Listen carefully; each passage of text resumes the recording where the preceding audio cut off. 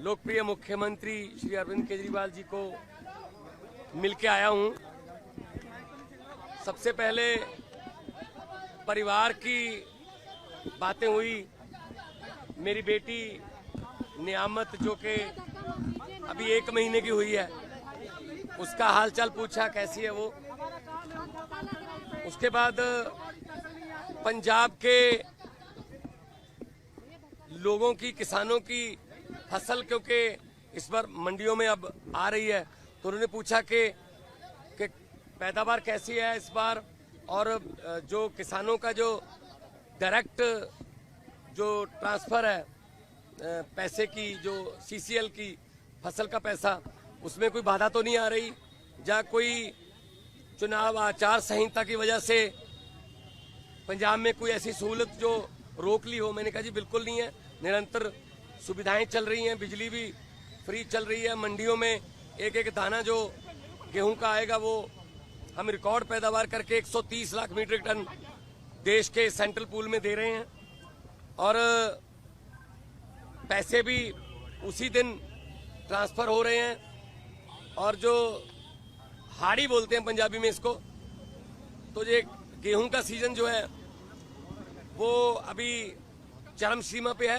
2-4 दिन में जो सीजन है खत्म हो जाएगा।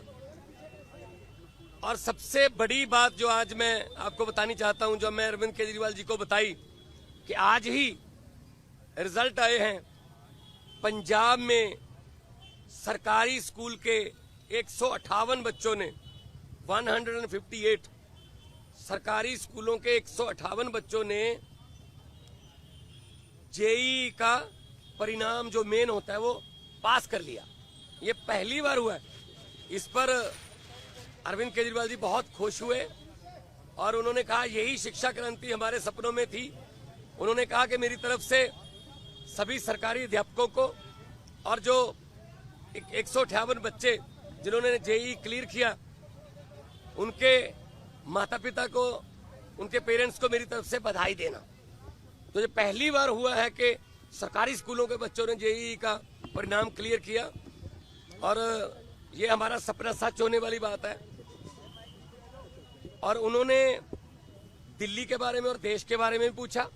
मैंने कहा जी मैं गुजरात होके आया हूं, भरूच और भावनगर, माइंड ब्लोइंग रिस्पॉन्स है, और लोग, पूरे देश के लोग ये कह रहे हैं कि ये गलत किया अरविंद केजरीवाल के साथ कि उनको पकड़ के अंदर कर दिया।